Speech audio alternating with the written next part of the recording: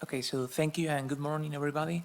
Um, my purpose here with this presentation is to discuss a couple of details about the role of the sea as a threshold in J.R.R. Tolkien's Legendarium. But first of all, why should we bother with this idea? My question that motivates this research is um, how did Tolkien use the references he got from the previous readings that he could access during his scholar period, and how is the sea involved in those works?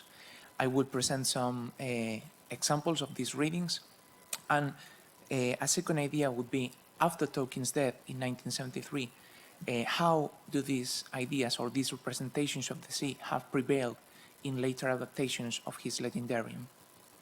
These are more or less the contents that I'm going to cover at this presentation. First of all, I will discuss a couple of methodological aspects of the literary methodology I'll be using for this presentation, especially about the sea and symbols in general, and specifically the role of the threshold. That is very interesting.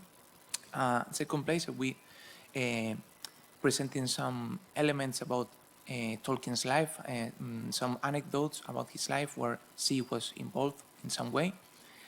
Just after that, I would present some examples, some representative examples of readings that he had access to, where the sea is also very present.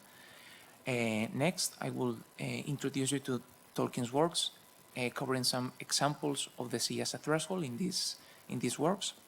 And finally, I would make short comments about later adaptations of his Legendarium. And of course, I would finish with some conclusions. Okay, so first of all, I need to specify that the literary approach that I'm using for the presentation is eco-criticism. For those of you who are not familiar with this concept, eco-criticism is the literary approach that explores the relationships between literature and the environment. Charles Bluffelty, for example, is one of the most relevant scholars that has developed this approach. And the methodology I'll be using for this analysis is the one from eco-criticism. And second place, some details about the sea, because as eco-criticism explores the role of natural elements, not only the sea, that is the one that I'm focusing on, but also forests, mountains, etc., are an object of research. In this case, the sea has been already analyzed by lots of authors, such as, for example, Susana Fidalgo, who has concluded that the sea can be identified as the dwelling of the beasts. He uses some examples such as the representations of the sea in Beowulf, which is a very famous poem. In second place, we have, for example, a research carried out by Gabriela Silva Rivero. It was titled Water, Melancholy and Healing in the Lord of the Rings. In this case, she provides a more positive interpretation of the sea. She specifies that the sea can be identified as a promise of healing and an opportunity of reflection. So in this case, we have an idea of the sea as a place where some characters or people can find peace and recovery after some certain events. And apart from these two pieces of research, I've also wanted to include some references to dictionaries of symbols, which are a very good reference to find interpretations of symbols. For example, here I have provided a reference from Jean Chevalier, Dictionary of Symbols, and he also continues with this idea of the sea with some kind of duality. We have at the same time an image of life and death, as you can see there. The sea can be a source of purification and regeneration. During the following examples I will cover in this presentation, you will see that the sea has both sides. We can find life and death, we can find peace and danger, for example, as well. It's going to be a continuous reference. And finally, about the threshold, which is the second important symbol I'm going to cover here. The threshold is a symbol that is very frequently associated with the sea. In a second reference of a dictionary of symbols, which is the one by Juan Eduardo Quirlot, we find the reference to the threshold as a symbol of transition or transcendence. The threshold, as you may already know, makes a difference between two sides or establishes a barrier between two sides. And again, finding references in Chevalier's dictionary, we found that it symbolizes at once the separation and possibility of an alliance. So just like the sea, which has this kind of duality between life and death or peace and danger and all those, we find that the threshold also provides this duality between separating things or gathering things. Okay, in a second place, I would like to comment some events or anecdotes from Tolkien's life, because the sea was also present in Tolkien's life during many moments from his very childhood. When he was only 4 years old, he had to face a trip, a very long trip from South Africa to England, and during that journey, he would always had lots of memories from the different landscape he visited. Some years later, when he grew up, he would enjoy going to the region of Cornwall on holidays, and that place was also very interesting for him. He would enjoy making lots of sketches about the landscape there. Cornwall, if you're already familiar with it, has lots of cliffs, beaches, and coastal landscapes that are very, very beautiful. And for sure, he got some references from there. Again, some years later, when World War I started, he also had to face a trip from England to France, crossing the English Channel on a boat. And there are testimonies that prove that for him, this trip was very uncomfortable and very hard, because, if I'm not mistaken, he lost his personal items. It was a disaster for him, this trip, because he didn't enjoy it. And apart from this, although this final detail doesn't have to do with Tolkien's life directly, but it belongs to the chronological period where he lived on, so it is worth mentioning that his life was at the same time as the period of polar explorers and big sea voyages. For example, we have the expedition of Shackleton, the expedition of Roald Amundsen, or even a more famous one, the disaster of the Titanic, happened during his life. So these were all stories that inspired him somehow.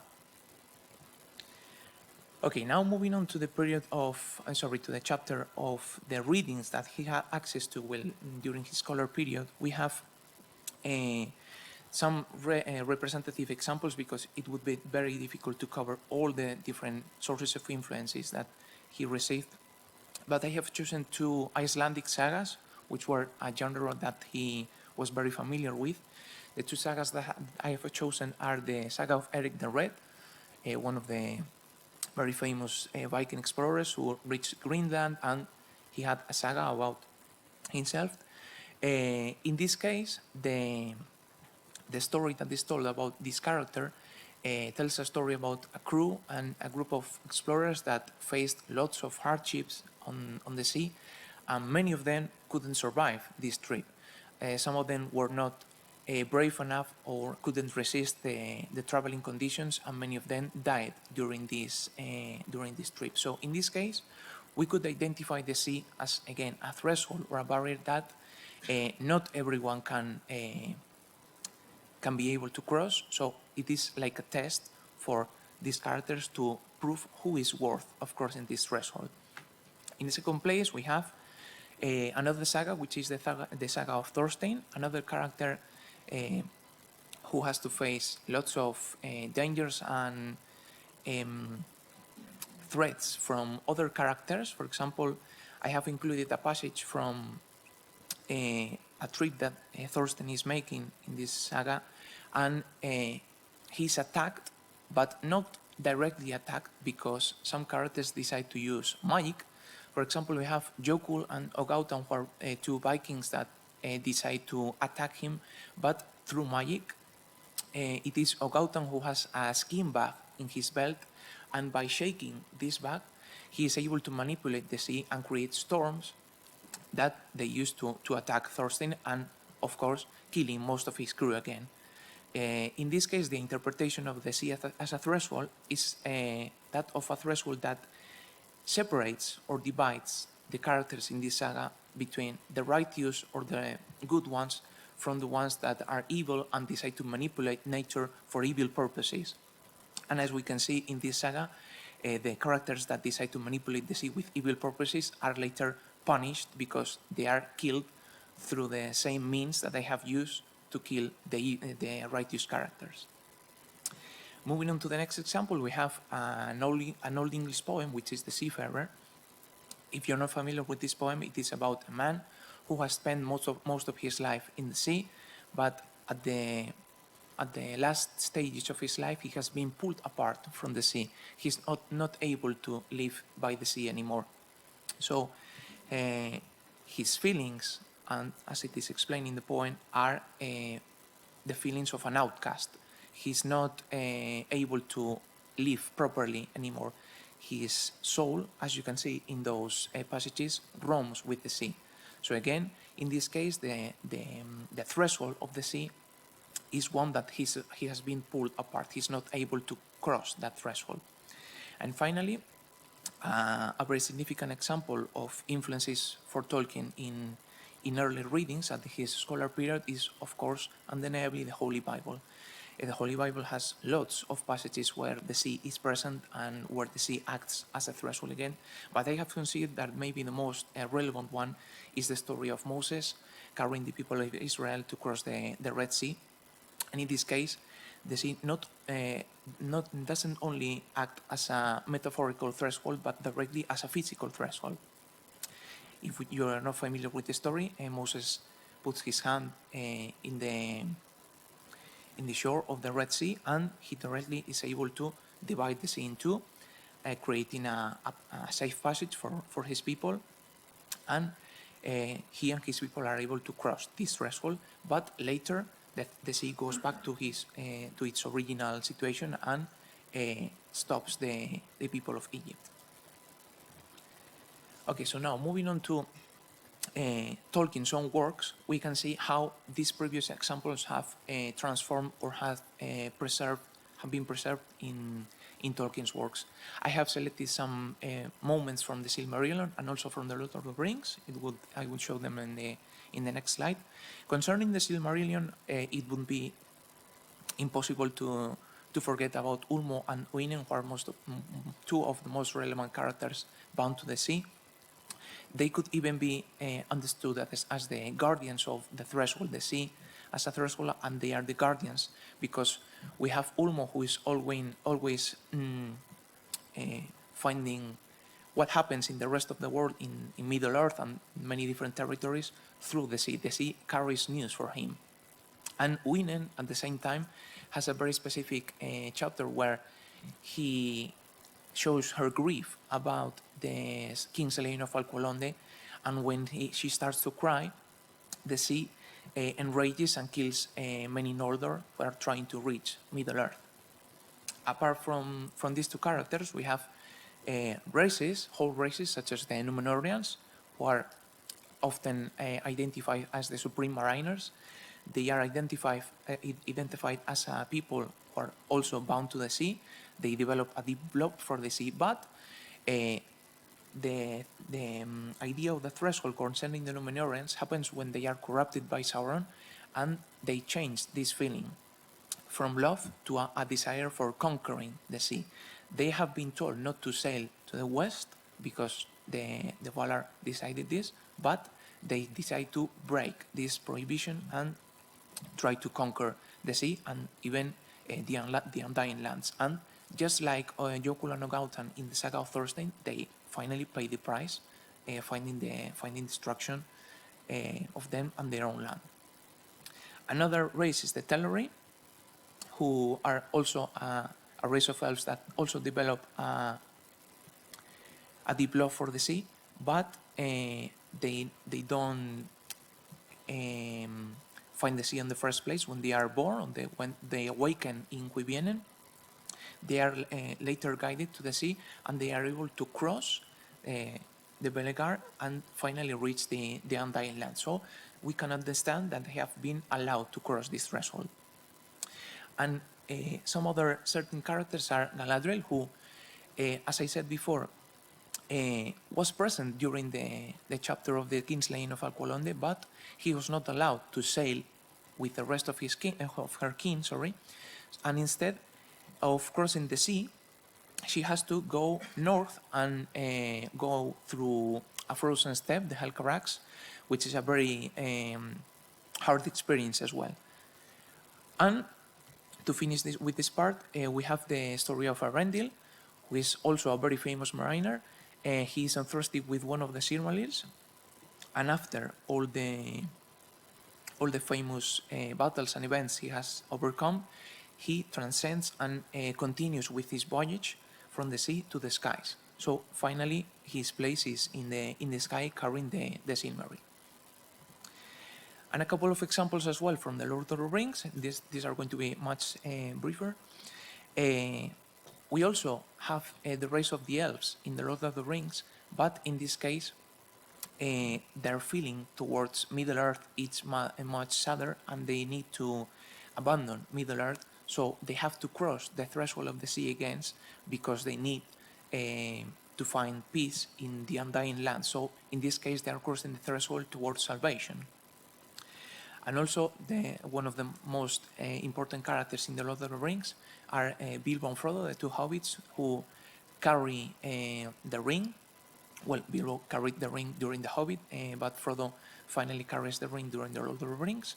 And at the final chapters of the story, they are allowed to, again, cross the sea to the Undying Lands as a reward, because they have carried the burden of the ring, and they deserve this prize. And another example in the Lord of the Rings, the events in the Lord of the Rings, is the story of the Mirror of Galadriel, because Frodo looks at the mirror and has a vision of the sea enraged in the middle of a storm.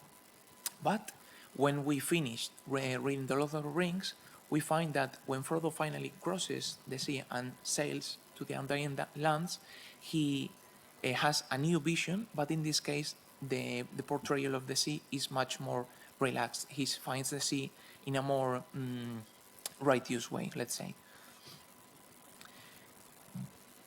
It seems that some of the pictures have disappeared, but concerning the later adaptations of Tolkien's Legendar in modern media, I'm just going to make two short comments on the Lord of the Rings movie trilogy, because the two examples that I just mentioned from the Lord of the Rings have been very well preserved, because the elves' departure is portrayed in the same way. The explanations that are given in the movie are more or less the same, and the final scene where Frodo and Bilbo live in the ship are also maintained. So in this case, the references are more or less the same. We see that the symbols of the sea as a threshold have been preserved. And more or less to finish, I would like to make a couple of comments on the very recent TV series of The Rings of Power, because in this case, some of the symbols of the sea as a threshold have been preserved, and some of them have been provided with new meanings. In this case, the story of Galadriel has been interpreted in a slightly different way, because the story in the series presents us with a Galadriel that is completely focused on facing Sauron and fighting Sauron, but she is convinced to sail to the Undying Lands and be released of this burden. But it's a pity that the picture is not here, but she decides not to finally reach the Undying Lands, and in the middle of the voyage, he throws herself to the sea. If you have watched the series, you may remember this. So she decides not to cross the threshold. In the case of Númenor, we also find that the sea is very present in their culture, and we can understand that in the series they use the sea as a threshold, but that, as I mentioned at the beginning of the presentation, separates or tests the new mariners. So it is a threshold that is used to distinguish the brave mariners for the ones that are not worth to belong to the sailors. And the final example I would like to present you is the final scene. I think it's in the last chapter, where Sauron gets into Galadriel's mind, and he talks to her as if they were back in the raft. It is a scene that has happened almost at the beginning of the series, but they go back to the raft in the middle of the sea, and I think it is better to show you directly the scene, and we would discuss it later. Let's see if the sound is on. I could be free of it You now. deceived me. I told you the truth. I told you that I had done evil, and you did not care. Because you knew that our past meant nothing. Weighed against our future. There is no such future. Isn't there?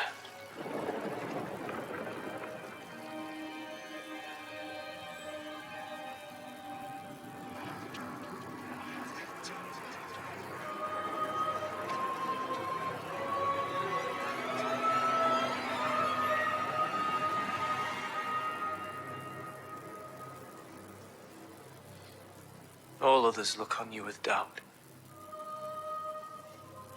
I alone can see your greatness. Okay, so it was just this brief scene. As you can see, in this case, as I said before, the series has provided us with new interpretations of the sea as a threshold.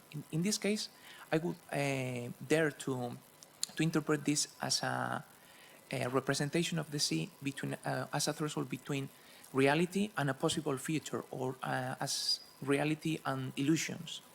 So this is again a new possible interpretation that the series has provided as well. I could... And finally, I would like to finish with two very little conclusions. That is that we could easily understand that the sea as a threshold has been a symbol that has been preserved from the works that Tolkien read to the ones that he wrote by himself, and the later adaptations that we have nowadays. And also, a second idea that we like to mention is that it doesn't matter that we have changed from a format in literature to audiovisual material, that we can still find the same symbols and the same interpretations despite we have changed the format. And with that, I would like to finish, and I would be happy to answer any questions that you have. Thank you both for your presentations. And my question is for Diego. I simply loved your presentation on the sea and as a threshold to somewhere else in Tolkien. And I was it's a comment because I thought about the sea as well, and I've been thinking of this legend in the Middle Ages, the Navigatio from Saint Brandon, and his navigation, and that takes place in the context of Irish monks, and how it presents the sea as a multi-layered space. So it's not just a threshold, but a multi-layered space that allows for transformation, has a spiritual, weighty element. So I think it's worth. I don't know if you've already considered and you have comments on that. But if not, I'm just stopping it there because I think it's fascinating. Mm-hmm. Yeah, the truth is that I'm not familiar yet with that story, but if I have understood well, it provides us with a wider concept of the sea, with different layers. Yeah. Yes, I think it's part of the Celtic understanding of natural landscapes, and which on the one surface there is the physical space of a forest or of the sea, but then as characters or protagonists go into, they discover another layer, and usually there is a fantastic element. So and it abounds with abounds. There are a few important tales or stories relating to the sea. And I think the most important one is this one, Saint Brandon and his navigation. And then there are a few others, and the names, I'm very bad with titles, so I don't remember the titles. But there is this one that they also go into the sea, and as they're sailing, they look, as we saw in the video, and they look at the surface of the waters, and they see another world that it's living under the waters. So I think it's definitely, I think it provides material I'll be very happy to discuss this later if Perhaps the writers of the series were familiar were familiar with this story, and maybe they took it from there. Yeah, perhaps. Yeah, I wouldn't be surprised. Thank you so much for the reference. I have a look at it. Thank you.